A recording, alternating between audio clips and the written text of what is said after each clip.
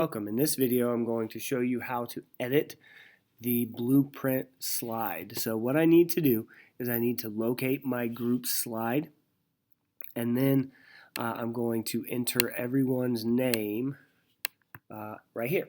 So group one, I'll just list everyone that is working on this assignment.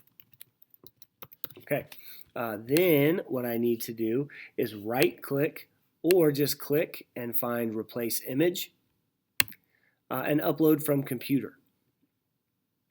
That will allow me to find any image that's on my device and substitute it in. I'm going to choose a random image that I have, and it subs it in.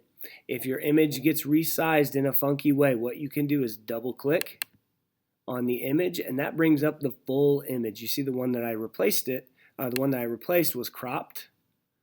So now I can grab the sides and drag them out.